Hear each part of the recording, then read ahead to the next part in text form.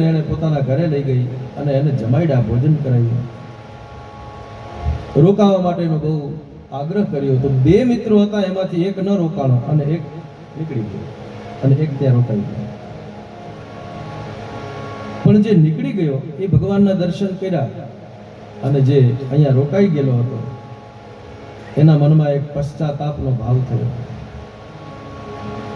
કે હું કેવો પાપી છું, ભગવાનની યાત્રા માટે નીકળેલો પણ અહીંયા હું રોકાઈ ગયો. સંપૂર્ણ એ વાર્તાનો સાર એ છે, ભાવ એ છે, એક માણસ જગન્નાથના મંદિરમાં હતો પણ સામે ભગવાન હોવા છતાં એને ભગવાનના દર્શન નથી થયા, ચિત્ત ત્યાં એનું રહી ગયું છે. અને એક માણસ ગણિકાના ઘરે રોકાયો છે પણ મનમાં એક પ્રાયશ્ચિત્તનો પશ્ચાતાપનો ભાવ છે અને એને એક ગણિકાની પાસે હોવા છતાં એને ભગવાનમાં એનું ચિત્ત લાગી ગયું અને પશ્ચાતાપ થયો. તો આને ભગવત પ્રાપ્તિ વહેલી થઈ અને પેલાને ભગવત પ્રાપ્તિ મોડી થઈ. આનો અર્થ એવો પણ નથી કે મંદિરે જવાથી ભગવાન ન મળે, ખોટો અર્થ લેશો નહીં. પણ સમજજો, અધ્યાત્મ માર્ગ ચિત્ત અને ભાવને આધીન છે. શરીર તો ખાલી માધ્યમ છે, નજીક દેહથી નહીં પણ મનથી કેટલા નજીક છે એનું મહત્વ છે. એટલે નયનથી નિરખું, પણ ભગવાનની પાસે રહેવા માટેના 4 માધ્યમો છે: નામ, ધામ, સ્વરૂપ અને ભગવાનની લીલા. જે સતત ભગવાનની લીલામાં રહે છે, નામમાં રહે છે, ધામમાં રહે છે. કાશીમાં કેટલા બધા વૃદ્ધો રહે છે, મોક્ષ મળે એટલા માટે.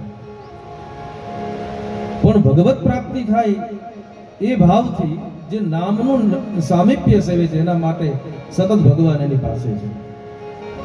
અને ભગવાનથી એ ભગવાનનું નામ મોટું, કારણ કે ભગવાન જેટલાને ઉદ્ધાર કરે છે, જેટલાને તારે છે, એનાથી વધારે ભગવાનના નામે અનેકોને તારી દીધા છે. કલિકાલમાં તો નામ ન જાણે, એટલા માટે કહે નયનથી નિરખું નહીં પણ નિકટ લાગે ના, દૂર કદે એ લાગે નહીં જ્યાં એના નામનો નિત્ય સંગાથ, મોહન મારો આવે.